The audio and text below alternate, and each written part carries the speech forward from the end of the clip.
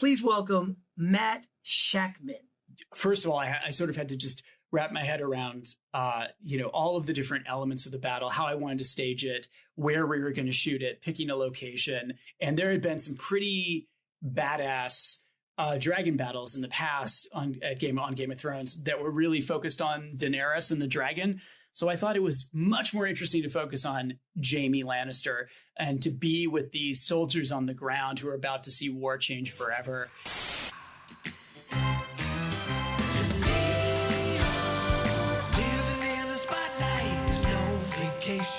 Stars getting older in a life of entertainment. You have to grow and save your dough to bask in the glory. Young stars now adults sharing their stories. Laughter, name in the Hollywood shadows, shining away from the laughter. And the year with that years ago, yes I know, but I'm still on the go. Did you know? Still hanging around, playing the game, still throwing it down. Yeah, the mood is right, show us how it's done. Let's have some fun. Ever after. If you fall off your chair, just say, did I do that? Stereotypes about child stars and their longevity in Hollywood are well known. We've all heard the same tragic stories, but contrary to popular belief, there's a greater number of child actors who have beaten the odds and continued on in their showbiz journey. These are their stories. I'm Jaleel White, and this is Ever After. My guest today, I grew up acting alongside this guy in, of all things, an original pilot for Saved by the Bell. It was then titled Good Morning, Miss Bliss, and starred Haley Mills of Disney Parent Trap fame. And as things would turn out, we were all fired. And the show was revamped for Saturday morning instead of prime time. But my guest and I both continued to act. As a kid, he was best known for his role as Graham Lubbock in the Growing Pains spinoff Just the 10 of Us, which aired from 1988 to 1990. His other television acting credits included Facts of Life, Highway to Heaven, Different Strokes, Night Court, Good Morning, Miss Bliss, obviously, and Webster. This guy was actually kicking my butt age for age back then. But at a key point, he decided acting was not his path. And he set a course to become an amazing film and television director.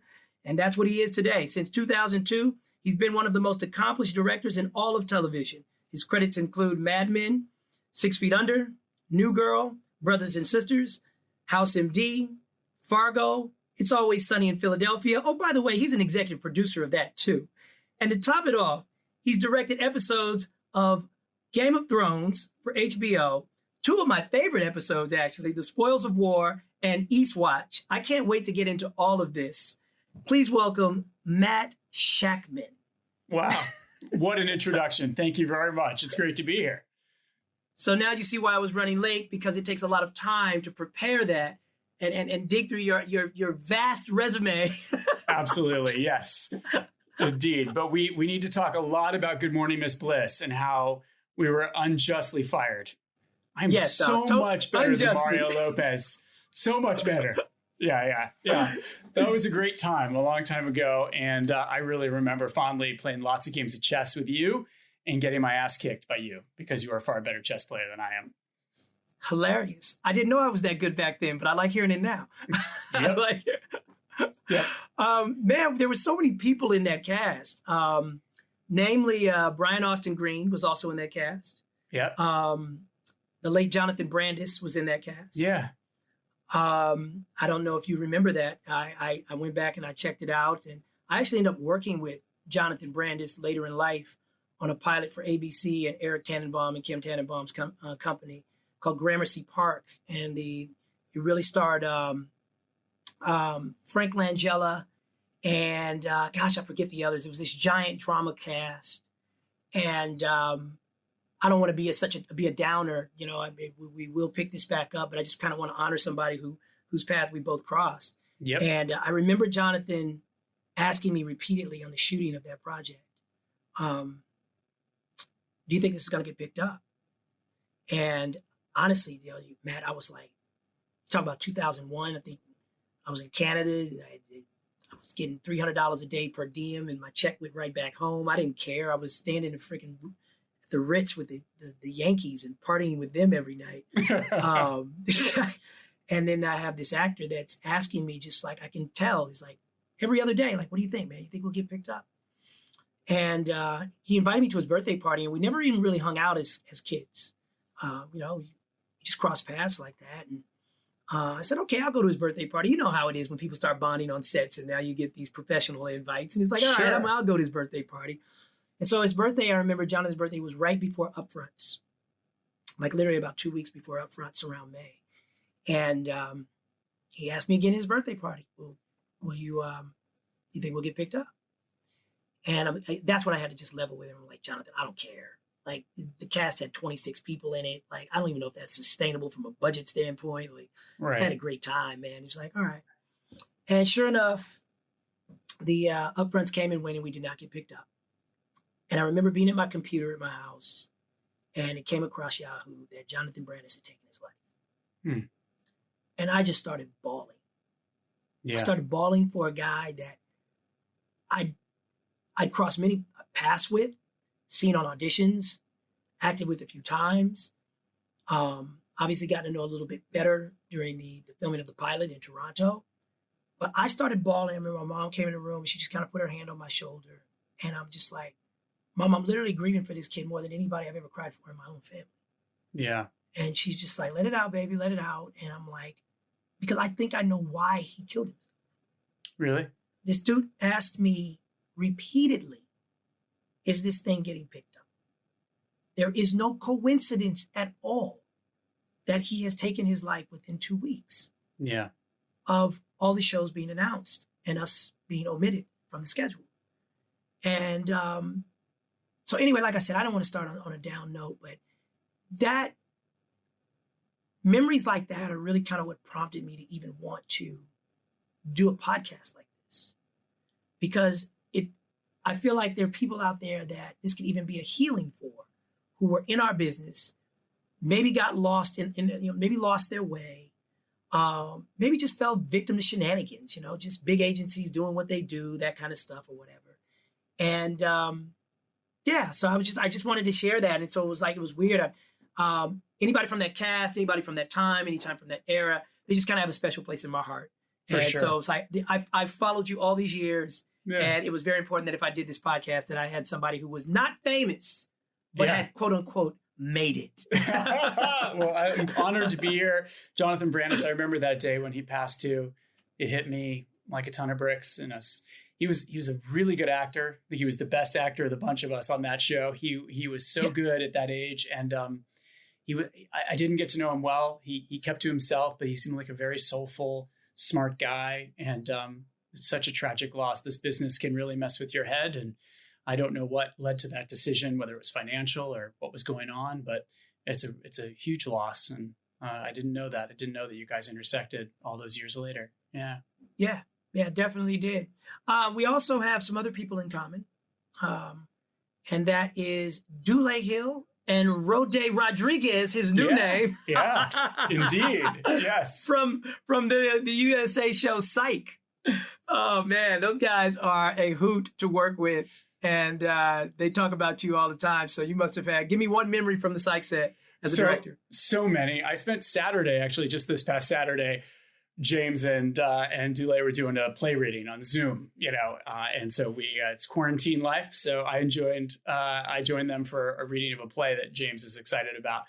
They're fantastic. That show was the best show to work on. I started working on it early on, and I stayed with it through pretty much. I directed its 100th episode too. I was with it for years. What a great experience. Everyone in that show was fantastic. And then to be a part of a show where James and Dule were producing it, and James was writing stuff and they were directing, and it just felt like a really collaborative place where people were making something special together. I will always be jealous of James's photographic memory. His ability to retain dialogue in a glance is just, it's uncanny. My best memory of Psych, I have to say, is we did this episode about Jaws, and the finale all took place on a boat. And we were out Vancouver, out in the ocean there, in this boat that was just rocking all over the place. And James was just getting wider and wider and wider during the course of shooting. He had to do one of those giant monologues where he wraps everything up and says who the killer is. And, one of those classic Murder, She Wrote conclusions. And I'm rolling the camera and he would just stop in the middle of the monologue, turn, puke over the side of the boat, swing back, wipe his mouth, and then go again. And he just did that for like 8 hours. He is such an unbelievable, focused, actor. He is an incredible guy. So he got through it. I don't know how he did it. Acting comes so natural to James Roday that it's just like shooting free throws from Michael Jordan. It really is. And that's one reason why I can't stand our little silly star system of who's A-list and B-list and who's dating who, because I've boiled the business down to who can go. When somebody gets seasick and they got to deliver 2 pages, who can do that? James Spader and James Roday. Rodriguez. Yeah, that's right. Yeah. You know what I'm saying? And Dule Hill is unbelievable. That guy can do anything. What a great dramatic actor, a great comedian. And he's also, this too. He was great. You know this very well. He's a great dancer. He came up and bringing the noise, bringing the funk. And so every time, whenever you're going to do a dolly shot and you got to move, they lay down what they call a dance floor, which is plywood with a little piece of plastic on the top. So the shot is really smooth.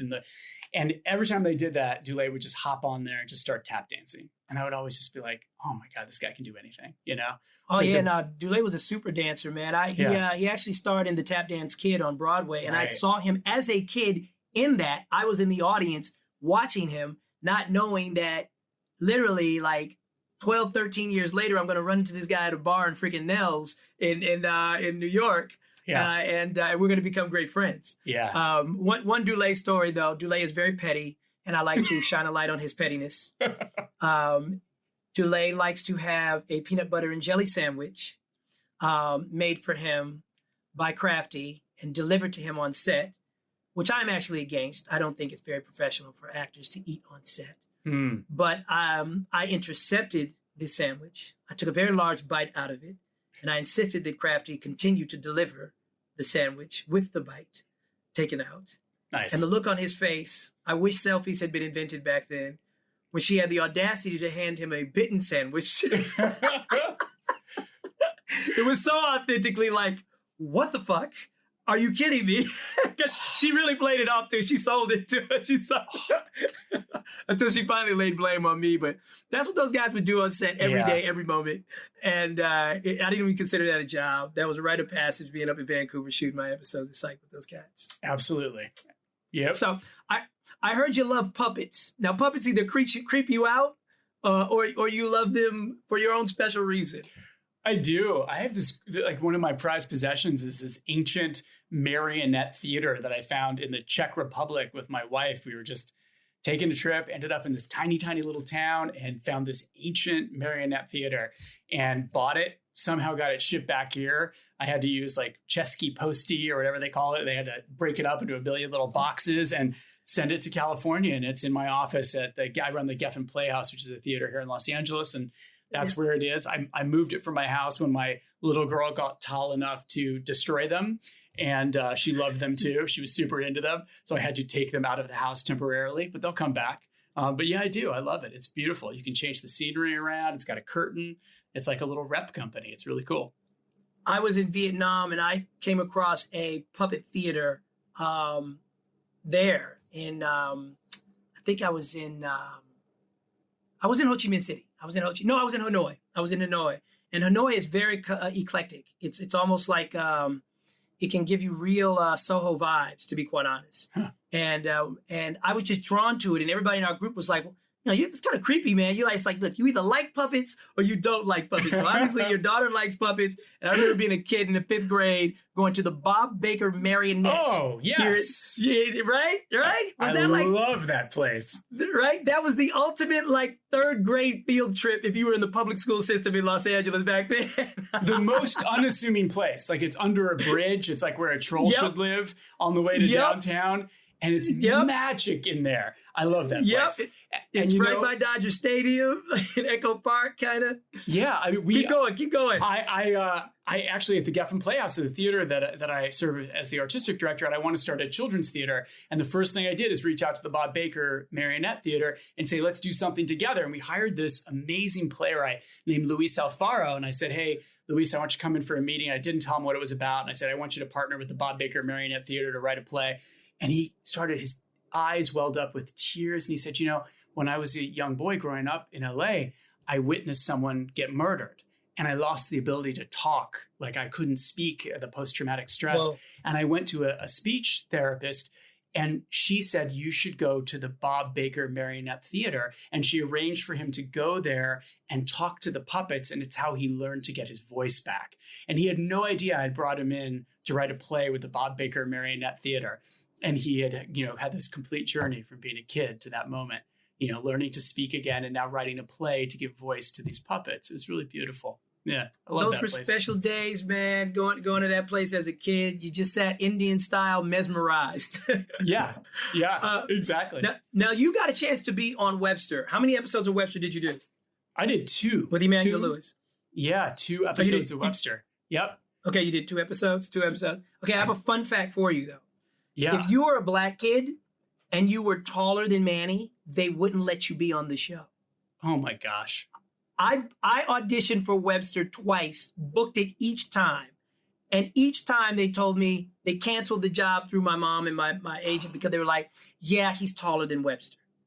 Oh man, that's heartbreaking. Listen, man, the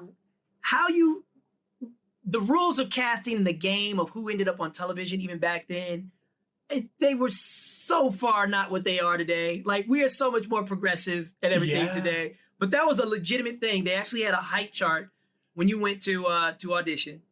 Wow. And it wasn't for the white kids though. But no black kid could be taller than Webster. Wow. and that's heartbreaking. That's a real fun fact. Now, what's really funny is I'm actually really cool with Emmanuel Lewis to this day. And I had one of the best nights ever in my life hanging out with him and Jermaine Dupri and DeBrat at a club in Atlanta, because that's where he's from. Yeah. So it's I love the full circle journey of what we do in our business though. And I love telling him, I was like, dude, I booked your show twice though, but I was taller than you. They wouldn't let me on.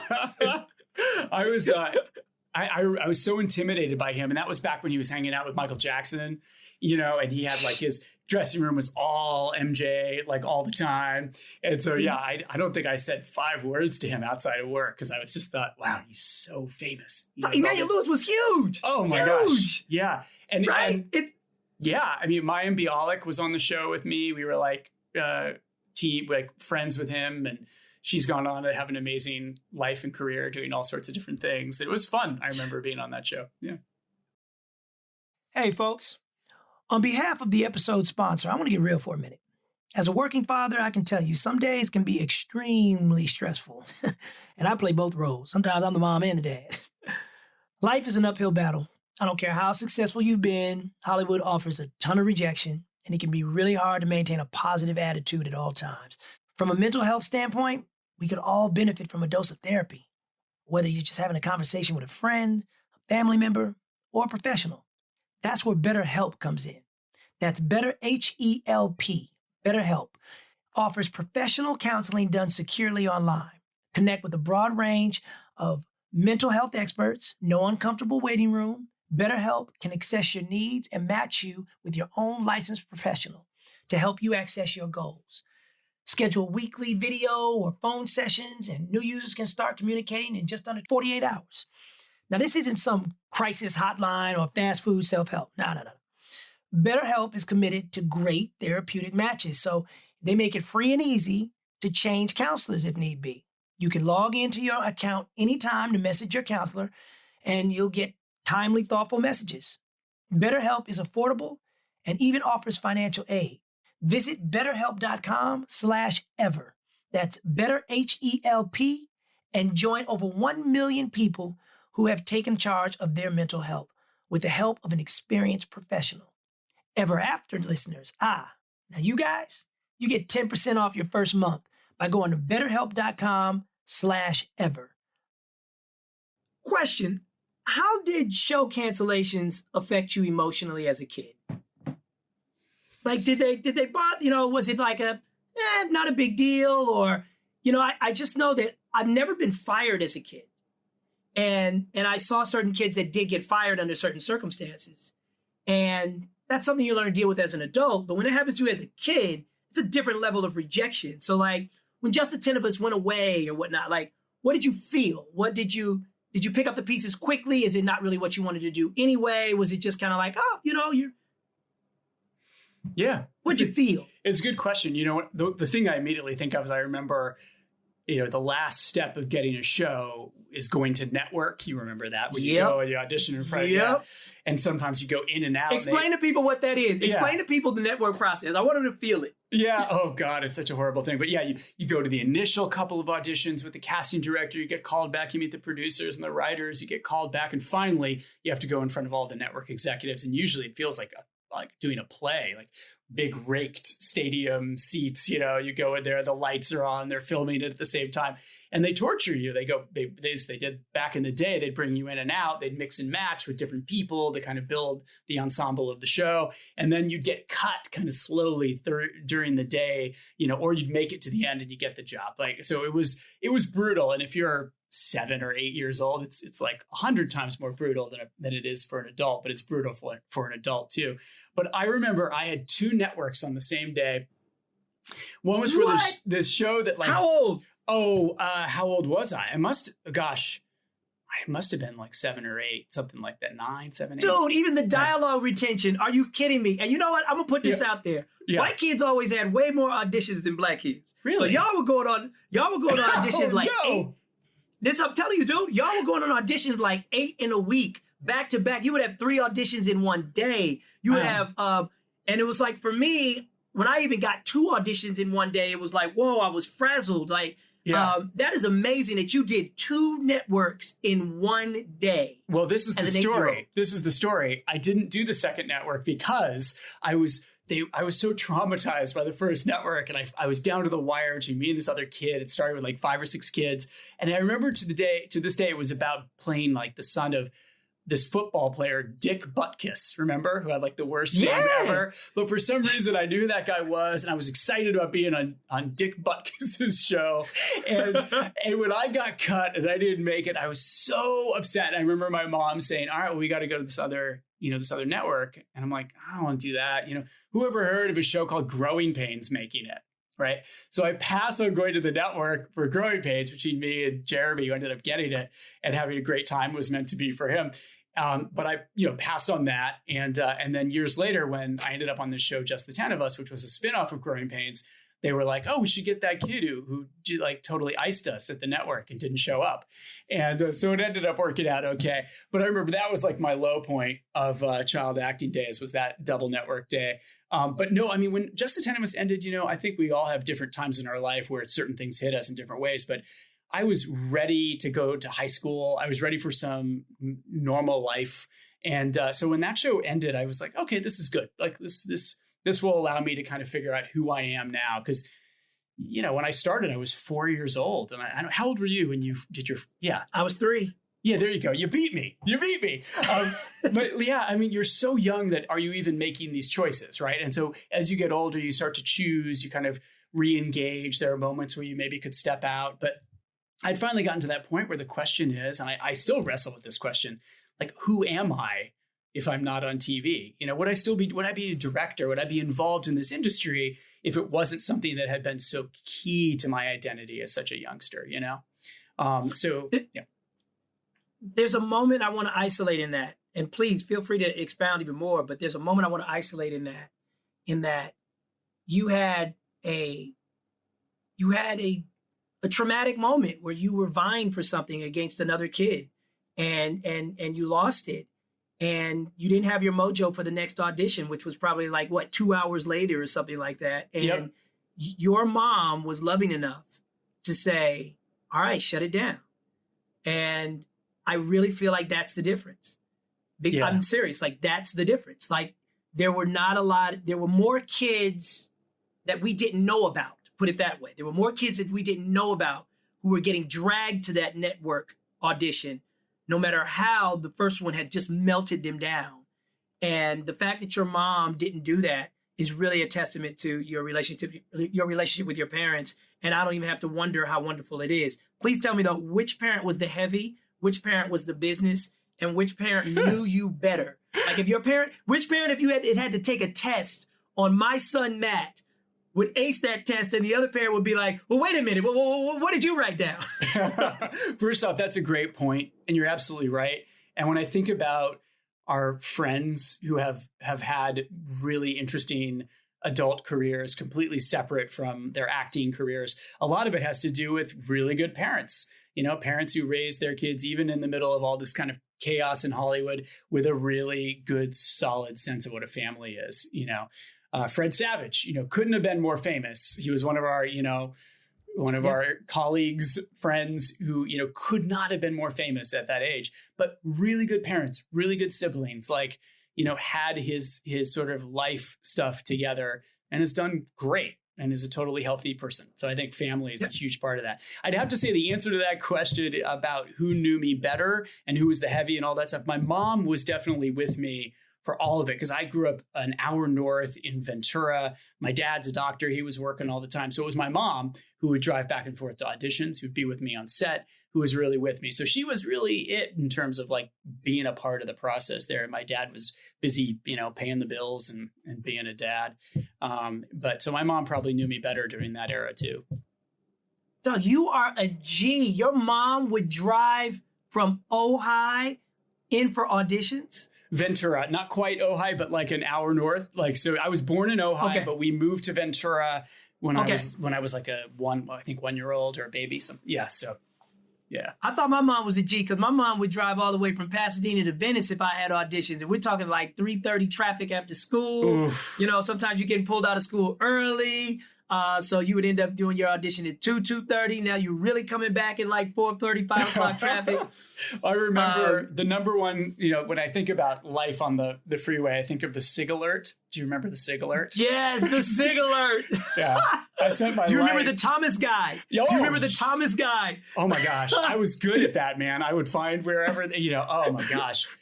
Yeah. I would literally be sitting there with my mom and I'm helping her sitting next to her with the Thomas guide as we're lost, trying to find our auditions. So is it San Vicente in Brentwood or San Vicente over by Cedars-Sinai Hospital? Yeah.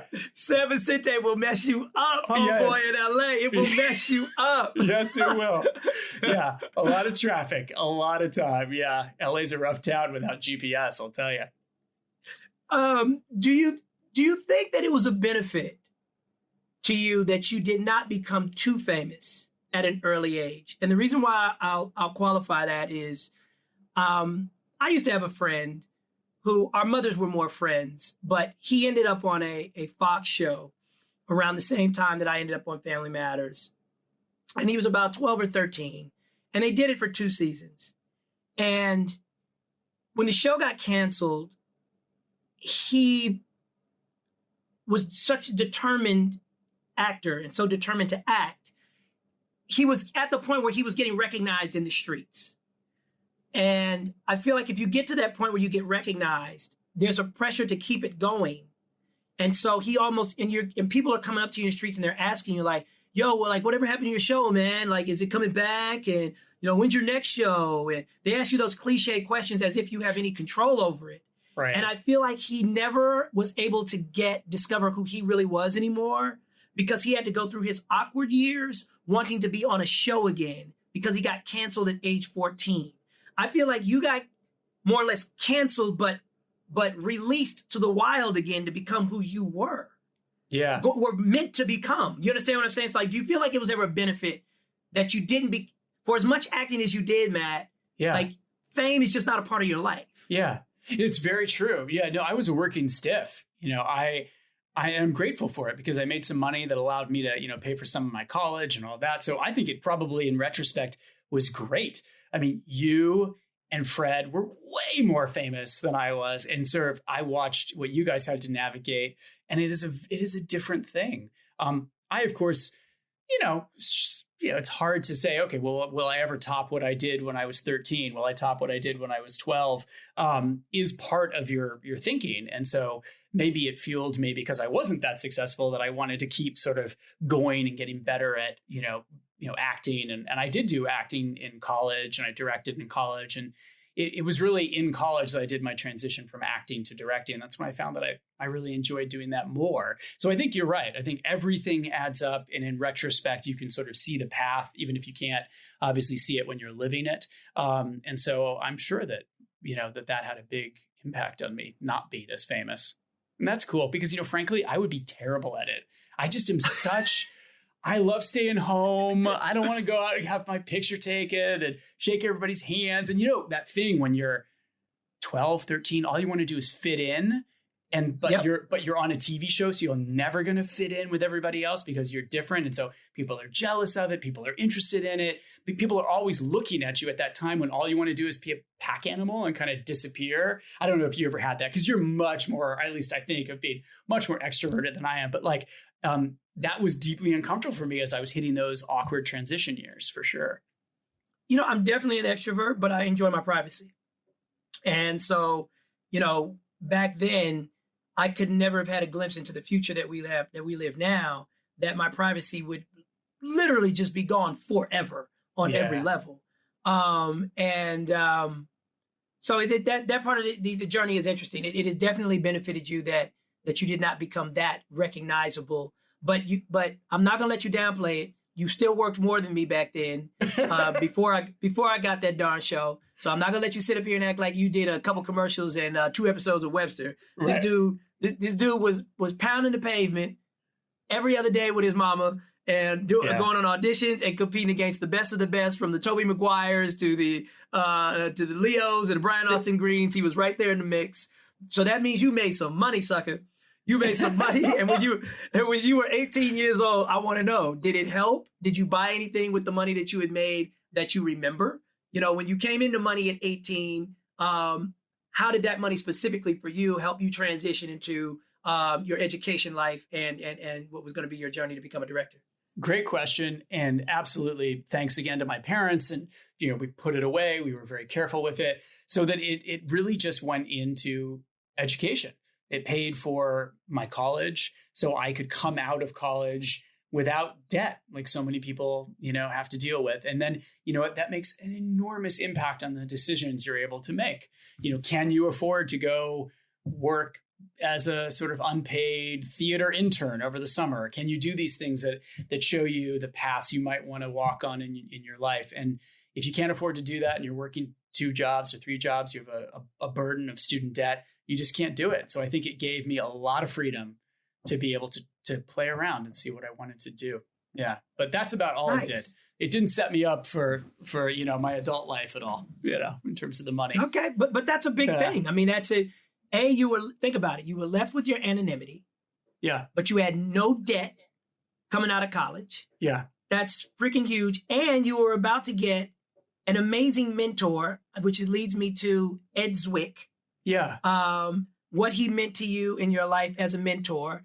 And the irony is, somebody that I would consider to be my mentor as a writer was Joel Zwick, who is not his brother. No.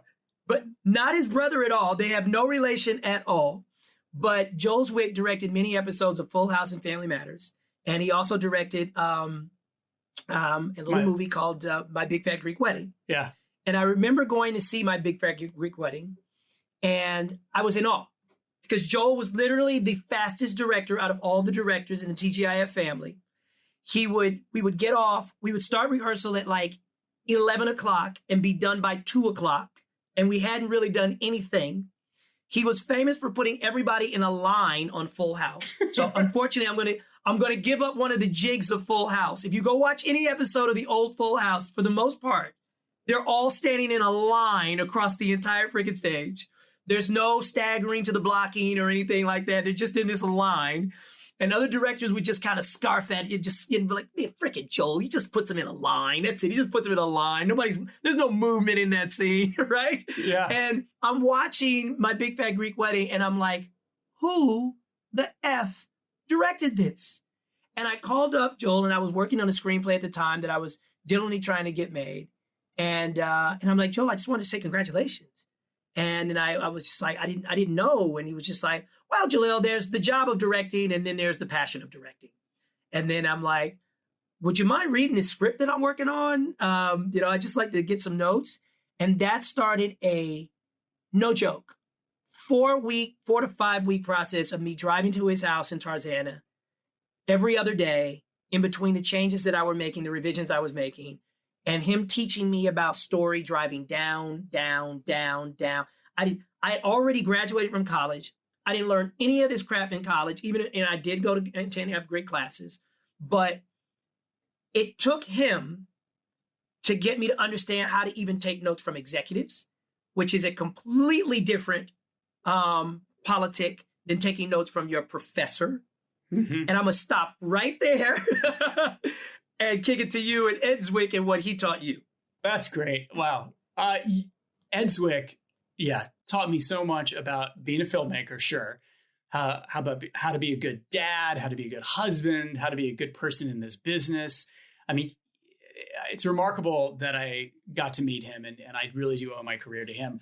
I opened up a little theater here in Los Angeles after I moved to LA. I'd been a couple of years out of college. I moved to LA, and I opened up this little theater storefront down on Pico Boulevard, only area I could sort of afford to pay the rent. We raised a bunch of money by taking over this club in Silver Lake for every Monday when they were normally closed, and we would bring people in and throw a party, and we would get the money from the door, and the club would get the alcohol that got sold. And we did that over the year, and we raised enough money to kind of have the seed money to rent this little storefront. And we opened this theater. It's called the Black Dahlia. It was going to be dedicated to new plays. I built the seating risers and hung the lighting grid and built the little stage. Actually, a friend of mine from college who had done Habitat for Humanity, so he was the only guy who had power tools and really knew how to use them, was this guy, Seth Gordon, who's gone on to become like an amazing director, producer, fantastic guy, documentarian as well. Brilliant guy. But so Seth helped me build this stage too, because he had some cool power tools. But anyway, the first show I did there was this play about Orson Welles. And for some reason, because it was about Orson Welles, a lot of people in Hollywood seemed to be interested in it, because people in Hollywood love Orson Welles. He's the sort of, a most amazing, but also most tragic character in our history. And this wonderful writer named Richard Kramer came to see it because it had been reviewed in the LA Weekly, and he took a chance on it. And my theater was 30 seats, tiny, and like a place where you would definitely be worried if that your car would still be there when the show was over on the street. And and he loved the show, and he was a writer. He'd been a writer on 30 something. He was a writer currently on this show Once and Again. And so he invited Ed Zwick and a few other people from that show, including Winnie Holtzman, who ended up writing the musical Wicked, and really amazing people. And they came to bugs. Yes, awesome people. And they came to see my little tiny theater play about Orson Welles. And I remember, because I would, every day I'd have to listen to the answering machine and write down all the people that wanted reservations, because this was the olden times. And then on my answering machine, there was this message from Ed Zwick saying, I went to see your show.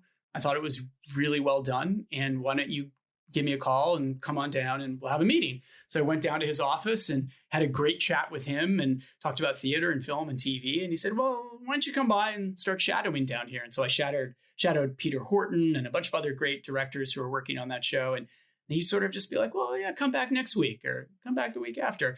And then eventually I'd been there for just so long. I was working my part-time job as an SAT tutor, and I was working at the theater, and I was making ends meet however I could. And I was shadowing down there. And then he called me up when I was at the SAT company, and he said, how would you like to start prep tomorrow? I've got an episode here that I've been holding, see if you felt like you'd learned enough and you knew your stuff. And I was like, yeah, absolutely. And I was able to walk into my awesome boss at the SAT tutoring company and say, I got to quit. I got a job. I'm starting tomorrow. And that was the dream. And so that episode was written by Winnie Holtzman, the writer of Wicked. And I started prep the next day, and that was that. It was pretty awesome. Yeah. Wow. That is really a dope story. And I'm going to piggyback it, because you did so many things in that journey that you may or may not be aware of. I don't know.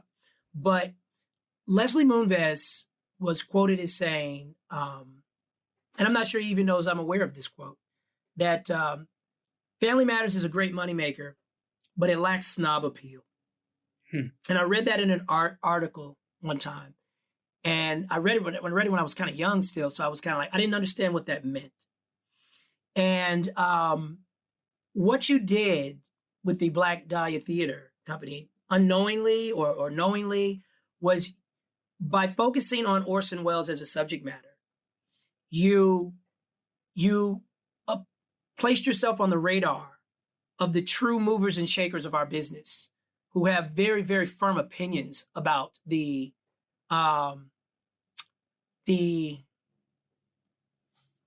forefathers of Hollywood, Right. the guys who did it. So even though it might have been a small little theater and it wasn't, underground stuff is cool. So who's this young guy in this underground theater that thinks he's going to tell us something about Orson Welles that we don't know, right? That's what you curated for yourself, and you didn't even realize it. So all of a sudden you start getting this pedigree of talent, producers, writers, directors that are coming through. And now that takes me to the next thing that it requires to get work in this town, period, is familiarity. Right. And so through that sense of, okay, we have a similar taste now in material. I like this young man's taste. Let's keep him around a little bit and see if we can develop some familiarity. Yeah. So in that one move, you were able to escape something that I want to talk to you about, which is director typecasting. People always come up to me and they want to talk to me about typecasting. They say, man, do you ever feel like you were typecast? This, that, and the other. And I'm like, I just kind of shrug it off because I'm like, dude, that's such a layered question. Like, I don't want to answer it. Like, the bottom line is I made good money. It was a great job. I had fun. It's on to the next job. And it's like, oh, he's in denial. Right? And it's like, no, man, you don't get it. Like, our business is just like any business in that you chart a career path, and hopefully the decisions that you make will not be held against you, but you really are only as good as the people that you worked for or work with. Right. And that's just the reality of our business. So based on your acting pedigree, I know you've been in so much multicam stuff. This kid is multicam. But you started hanging out and becoming familiar with all of these single camera guys. Were you conscious that these guys were going to keep you from ever having to direct some booty episode of a freaking Disney Channel sitcom ever in your life? That's so funny. Well said. I come from theater, well, I come from a lot of different things, but I had been doing a lot of theater. And in theater, you should be able to do everything. You should do comedies, you should be dramas, you Shakespeare, you do new plays, whatever. And in fact, the best plays are plays that are all sorts of genres combined into one, right? They make you laugh, they make you cry, they're everything. And so for me, at this point in my mid-20s, I was ready to kind of do anything. And I was like, if I can get it, I'm going to go into television, I should be able to do comedies and dramas, which of course is not the way it works. But because I didn't know that, it ended up working out that way. Because my first job was for Once and Again, which was a family drama for ABC for Ed Zwick. And the next thing I did, luckily, was a comedy for Steve Levitan, who ended up creating Modern Family. This was a show called Oliver Bean. And so I ended up doing this family drama and then this broad comedy. And then I started working on Everwood, which was a drama. And then, so I've gone back and forth between different kinds of shows, medical dramas, action shows, intentionally. And I noticed that, when I started working on It's Always Sunny in Philadelphia and that show became very hot, I was sent a lot of comedy opportunities, which was great. But I also was very intentional about saying, well, let's keep going after those great dramas. I want to work on Mad Men. I want to work on 6 Feet Under. I want to be able to do these different kinds of shows. And so I have willfully tried to balance that. And I have to say, I've been very lucky to be able to do it. But now in the streaming era, it's super exciting because now people are making those television shows that blend genre the way that theater has been doing forever. And so the show I was doing for Hulu, The Great, which is about Catherine the Great, but it's very irreverent. It's a Black comedy with Elle Fanning, Nick Holt. That show requires a lot of comedy, a lot of drama, a lot of big sort of epic period sort of scale. And the fact that I was luckily able to do all these different genres has been really exciting because now as they come together, I feel like I have the toolkit to be able to do things that combine them.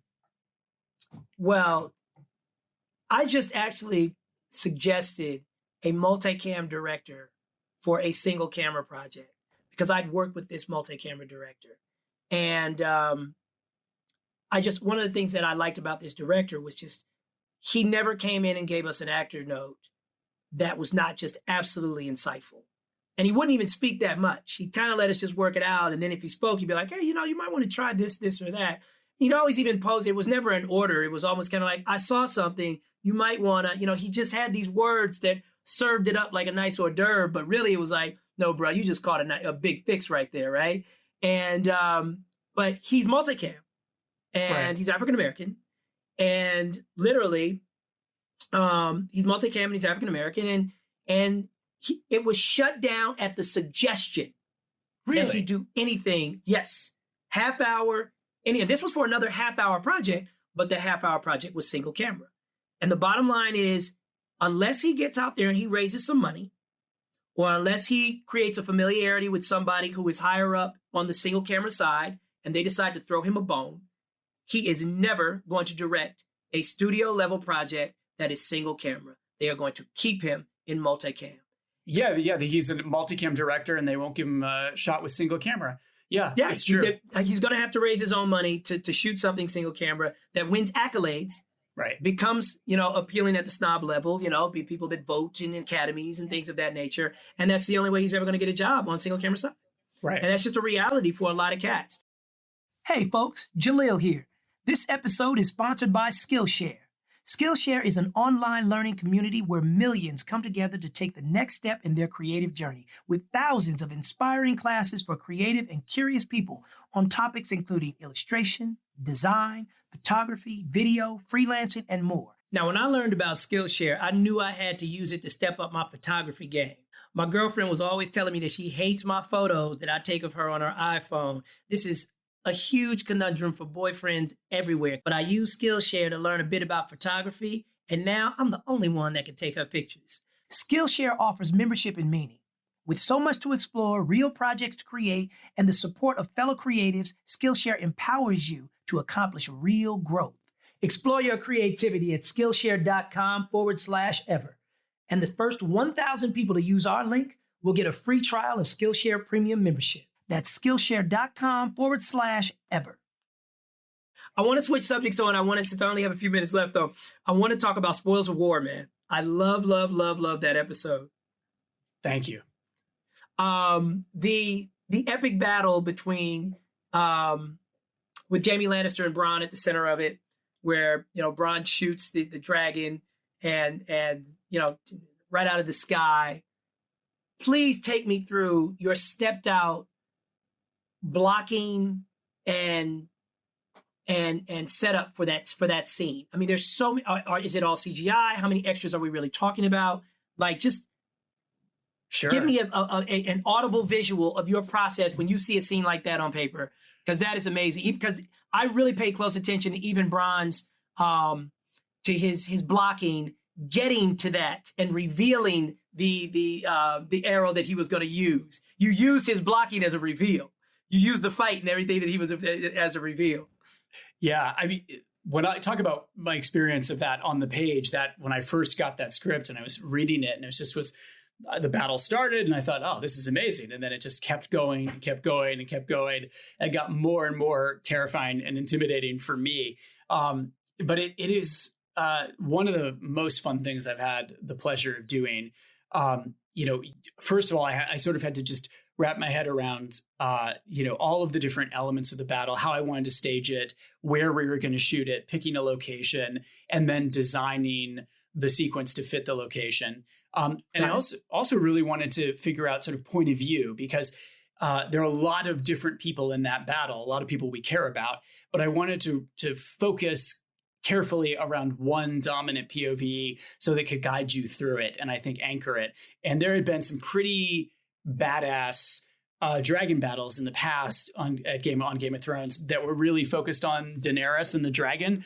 So I thought it was much more interesting to focus on Jaime Lannister and to be with these soldiers on the ground who are about to see war change forever and about to, you know, have what they know of as war, which is sort of Roman style, lining up with your shields and honorably going about a battle, you know, having that completely change with the introduction of like an F-16 in a medieval fight, you know, basically. And so it was also Good about analogy. the horror of war too. You know, it was like, this was like napalm being dropped for the first time. You know, it was about just the unbelievable destructive power of it. And then in retrospect, for those of you who've seen the series conclude, it's sort of the beginning of this idea that Daenerys is actually kind of a cruel adversary and will go as far as she needs to go. So it's establishing this idea that maybe if she gets all the power, it won't end up being such a good idea. Ooh. So, okay, you know, I see you with the foreshadow. Yeah. I see you with because that's what she did. Yeah. So it's humanizing really by focusing on Jaime and Bronn. And I really just wanted to feel like we were in it. So I you know, the visceral aspect was hugely important. So I did a lot of storyboarding, and then we have this really amazing tool now that's come about in the last few years called Previs, which is like an animated movie version of it. They take your boards, they turn it into a kind of animated version, and you can design your shots, you can combine shots, you can make, you know, they base it off of a scan of the actual location, so you know that shots will work or they won't, or oh shit, there's a mountain between me and where the, you know, the cavalry should be, so I need to change that shot and all that. So that's a brilliant tool. And then there were a lot of people out there, hundreds and hundreds of extras, all Spanish speaking. So we had Spanish first AD to kind of coordinate and wrangle. And then a lot of cameras. I think we had up to about 7 or 8 on some of our days, 50 to 100 horses, depending on the day. A lot of real stuff, a lot of David Lean, old style stuff, which is great to have those resources. And then just a ton of CGI too, to make it feel like thousands. Wow. What was the program again though that you mentioned? Oh, it's called Previs. Okay. You know, they use it I'm using it right now on the Marvel project I'm doing. I use it a lot. It allows you to see it before you've actually done it and figure out exactly how you're going to make every shot work. So we would do this, you know, I would create this elaborate animated version of the sequence. And then we would just sit around a giant table with all the department heads, you know, the stunt coordinator, special effects, visual effects, the cinematographer. And we would look at every single shot and be like, all right, how the hell are we going to do this? What camera gear do we need? How many extras, you know, how will each shot be done? So that by the time you get to the set, you aren't figuring anything out on the day, because that stuff is just too big to spontaneously create. It all has to be planned like, you know, General Patton. It's like an invasion. Yeah. Coming from theater, who do you credit with getting you up to speed technically with that many departments all you know, clicking at the same time? There has to be somebody that really was like, all right, I'm about to pull you into the Matrix. That guy is Ed Zwick. You already brought him up. And in fact, the best phone call, email, whatever I got after that episode of Game of Thrones aired was from Ed, who called me up because after I directed for him on Once and Again, he brought me down to be an assistant, help out a little bit on The Last Samurai, the movie that he was making with Tom Cruise. And I watched him stage giant horse, you know, cavalry charges and big VFX stuff. And so he called me up and he was like, you did so well.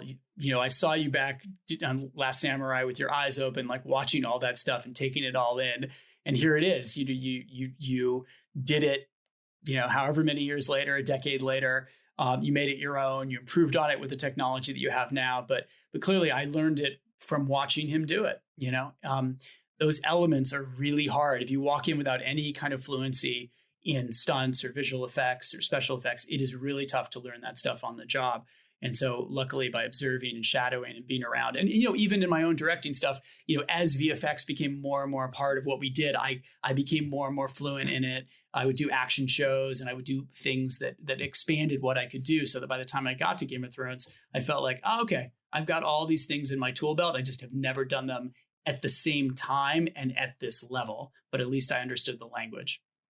Have you ever come across an actor on set who let you know quickly they did not wish to be directed by you? Oh, sure. Yeah, of course. Especially when I was young, I got a lot of, I always looked younger than I was, which was a good thing when I was a kid actor. It allowed me to play younger than I was. I probably got a lot of my work for that reason. But people would look at you, they'd sort of, try to sniff you out and see if you knew what you were talking about. I had a friend who was a TV director who said, yeah, you've got 5 minutes to prove you're not an idiot. They will test you. You better know your shit. I'm not going to say the cast member, but I am going to say the show. I did an episode of Hawaii Five-0. Uh-huh. And the director for that week, he had done Mighty Ducks. I forget his name. I feel bad though at this point, but he had done Mighty Ducks, the movie. Yeah. And I remember he came up to me at the hotel and was, and he saw us at the bar. It was, and I was in a scene with Pauly Shore, and Pauly Shore is kind of a wild man when he's in his private life. So again, I'm kind of private. I just want to chill in the background at a hotel bar. Pauly Shore wants everybody to know we're there. Right. So he had been observing us, this guy, this entire time, and not knowing he's going to be our director for the next day. So he got to know us. It was cool. I didn't even need him to do that, but the next day it definitely helped with camaraderie. And we got on the set. He had all of these. He had all of these pages dog-eared and notes and everything. He was the binder guy. He was the guy who has everything in his binder, sure. Right? Yeah. And he gets down on one knee, and I'm in this scene with one of the stars of the show, and he gets down on one knee and puts his binder over his knee to begin explaining what he thinks the scene is at the very beginning. And the actor literally lifts him up gently by his elbow, and he says, "Hey man, we don't need all that. Just shoot it. It's video. Use the parts that you like." I have never seen, well, actually there is another story, but I'll save it for another time. That's probably the second worst time I've seen a director completely emasculated right in front of me. Oh my gosh. He handled it like a champ, and since I'm a pro, I like to think I am, and that other actor is a pro, I'm not going to say anything about the other actor. I feel like he and I were able to just work it out. But when that happens in that moment, what goes through your head? How do you regroup? And do you even think about re-engaging with that actor? Yeah. I mean, that's a horrifying story. I certainly have had versions of that story. Give me one. Come on, man. Give me one. No, I mean, it's you're a guest when you're coming into an episodic situation, you're coming into an episode of Hawaii Five-0, and it's hard. You have to make everybody trust you. You're the leader, but you're also the guest leader, which is hard. And so a big part of it is psychology. It's about getting to know everybody, sensing how the set works, trying to be respectful of everyone who's been doing this for maybe years, who knows. It's why I generally gravitate towards pilots or ways that you can be involved in creating something from the ground up. Because it's more fun for me to treat it like a play where you're building that community to begin with and you're all starting to create it together. And it's a little bit less sort of stressful and difficult than jumping into something midstream. So I definitely try to avoid it. But the best story I've heard in that is my friend Mark Mylod, who's an amazing director from Game of Thrones, also in Succession now. And on Game of Thrones, he was directing a legendary British actress who shall remain nameless. But I mean, just legendary. And he went in his first day with her to give her a note, and he was like, "So, I was thinking it's this," and he started sort of talking about what his note was, and she just looked at him with a steely gaze and said, "Go away." At which point Mark was like, yes, all right, I'll go away. And slunk away. And this is one of the nicest, most brilliant directors out there with brilliant things to say. And at some point you're just like, well, if they're not going to hear me, you just got to kind of, do your thing and find other ways. I think the biggest rule in directing is the rule of improv. It's the same thing that works for actors, the yes and. It's the same rule for raising toddlers, like the one that I have. You avoid saying no. You say yes and let's build on your idea. Let's try, even if by the time you finish shooting it, you've gone completely 180 on what you originally started.